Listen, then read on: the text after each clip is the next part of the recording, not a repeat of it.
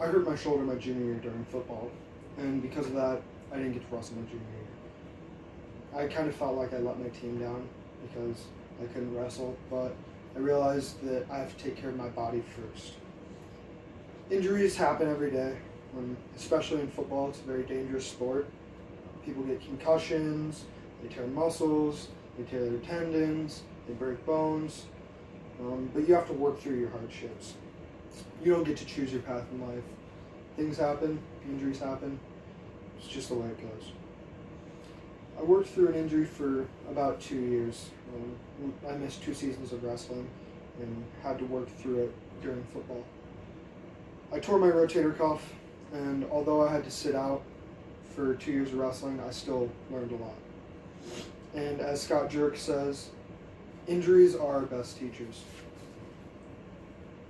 I learned a lot, but how exactly did the injury happen?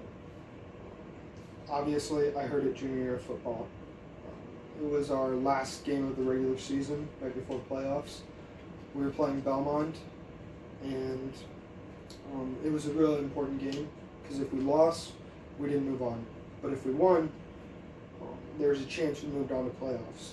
And we were on the goal line during the second half, and it was very important that we got a touchdown. And our halfback fumbles the ball into the end zone. So I was right there. I jump on the ball, and I score a touchdown. But not before one of Belmont's defensive players dives straight into me, and I brace off the ground. We played for 3 more games after the Belmont game, but we fell short right before the state finals, losing by just a touchdown in the semifinals. I finally got to go to the doctor, and after 2 months, basically, and a bunch of visits later, they gave me an MRI, and the injury was tendinitis in my shoulder, my rotator cuff, tendinitis in my bicep, bursitis in my shoulder, and a partially torn rotator cuff. We figured it out.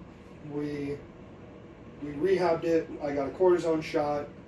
Everything seemed to be looking up, even though I didn't get to wrestle.